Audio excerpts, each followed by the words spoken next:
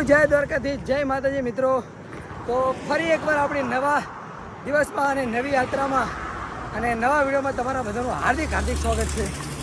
તો મિત્રો, આજે આપણી યાત્રાનો ત્રીજો દિવસ છે અને કાલે અમે કાલે 6 વાગે 7 વાગે અમે મહેસાણા પહોંચી ગયા હતા અને દિનેશભાઈની સાયકલમાં ઘણો બધો પ્રોબ્લેમ આવ્યો હતો.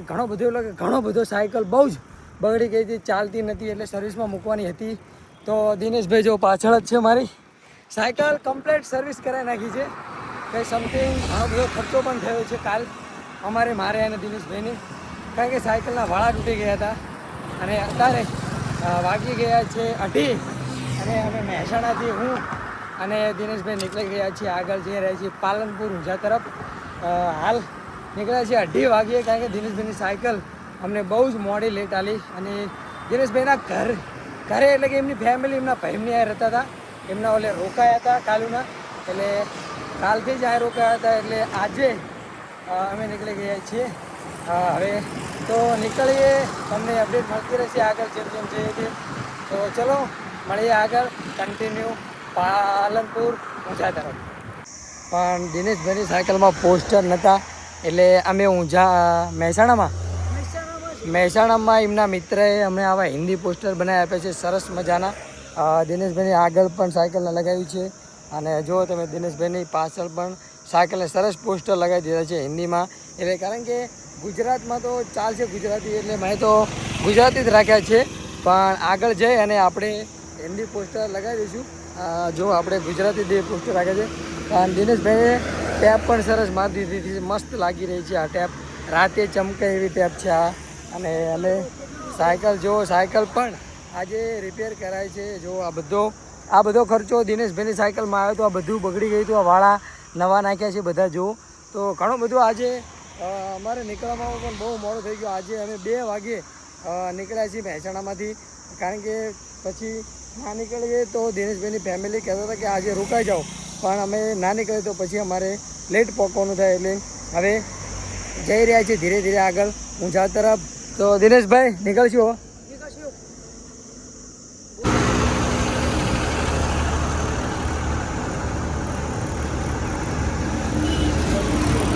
આવ્યા છીએ કડી અહીંયાથી રહી છે 8 કિલોમીટર અને આપણી પડી છે સામી સાયકલને જોઈ શકો છો. અને દિનેશભાઈ આવ્યા નથી હજુ, દિનેશભાઈની વાત જોઈએ છીએ આપણે. દિનેશભાઈ રહી ગયા છે પાછળ, ખબર નહીં શું કારણથી દિનેશભાઈ પાછળ રહી ગયા છે. હવે આવે એટલે પૂછીએ કે શું કારણ હતું, થાકી ગયા હતા કે પછી કોઈ કારણ હતું કે કોઈ ભાઈ ઊભા રાખ્યા હતા. તો ત્યાં લગન આપણે લીમડાના છાંયે બેઠા છીએ, પડી છે આપણી સાયકલ. તો મિત્રો, દિનેશભાઈની સાયકલ આવી ગઈ છે. દિનેશભાઈને પૂછી લઈએ આપણે કે કેમ આટલું બધું મોડું. શું થાય દિનેશભાઈ? તાવ ઘણું લાગે અને માથું જ બહુ દુખે. તો આજે દિનેશભાઈને માથું વધારે દુખે છે. તો જોઈએ હવે કેટલે પહોંચે છે. આગળ જઈને દવા લઈ લઈએ. મારા ખ્યાલથી દિનેશભાઈને માથું દુખતું હોય તો પછી, કારણ કે સાયકલ ખરા તડકાની ચલાવતી નથી, તડકો પણ વધારે પડે છે અત્યારે, એટલે સાયકલ માથું વધારે દુખી જાય છે. આરામ તો કરતા જ જઈએ છીએ, રાગે પહોંચીએ આગળ ઊંઝા વટીએ કે ઊંઝા રહીએ, રાત જોઈએ છીએ ત્યાં. હજી ભગવાન કરીને ક્યાં રાત રહીએ છીએ. મળશે અપડેટ. ચલો આગળ. ફાઇનલી મિત્રો, અમે પહોંચી ગયા છીએ ઊંઝા. અને ઊંઝા રહ્યું છે 0 કિલોમીટર, સિદ્ધપુર 16, પાલનપુર 43 અને ઉમિયામાનું મંદિર અહીંયાથી વળવાનું છે. માત્ર 2 કિલોમીટર છે. તો તમને બતાવી દઉં કે જો આ જગ્યાએ પહોંચ્યા છીએ અમે.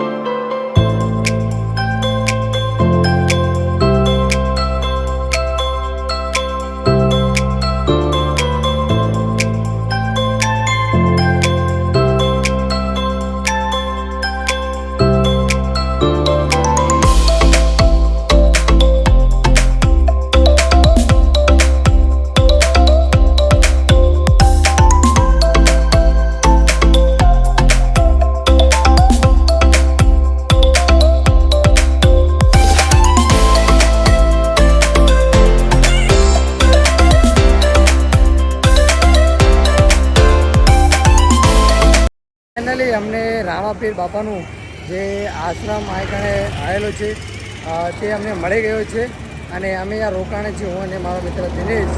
જે આ તમે જોઈ શકો છો આ રોકાણા છીએ અમે, પણ અહીંયા કણે ભજન વાગે છે એટલે કોપીરાઇટ આવે છે. અને અંદરની તમને બધી જ પ્રોસેસ બતાવી છે મેં, કે અમે આરતી કરી, પછી અમને એમને રાતનું જમણવાર શું આલ્યું એ બધું જ તમને મેં બતાવ્યું છે. અને હજુ તમને હું બતાવીશ સવારમાં શું છે આજની રાત અમે આ જ રોકાવાના છીએ. અમે ઊંઝા વટી ગયા છીએ અને એક રામાપીરનું આમ તો મંદિર જેવું લાગે છે, પણ આ એક કેમ્પ જેવું છે, કારણ કે હજુ નવું છે, મંદિર નથી પણ કેમ્પ હોય એટલે આ બધું સરસ સારી વ્યવસ્થા રામાપીરની બધી કરેલી છે, ખાવા પીવાની રહેવાની બધી વ્યવસ્થા કરેલી છે બાપુએ. અને અમે અહીંયા રોકાણા છીએ, અમને સરસ ખાટલા આપે છે. તો આ દિનેશભાઈ કઈ કઈ જગ્યાએ આ કેમ્પ? આ જગ્યાએ મિત્રો બ્રાહ્મણવાડાથી કનેસરાની વચ્ચે, બ્રાહ્મણવાડા અને કનેસરાની વચ્ચે આ કેમ્પ આવેલો છે રામાપીરનો. બધી વ્યવસ્થા છે અહીંયા અને સરસ બાપુએ બનાવ્યું છે. તો આજની રાત અમારે અહીંયા જ રોકાવાનું છે અને કાલે અમે અહીંયાથી આગળ નીકળીશું. તો ચલો તાણે બાકી બધાને હર હર મહાદેવ, જય શ્રી રામ, જય દ્વારકાધીશ.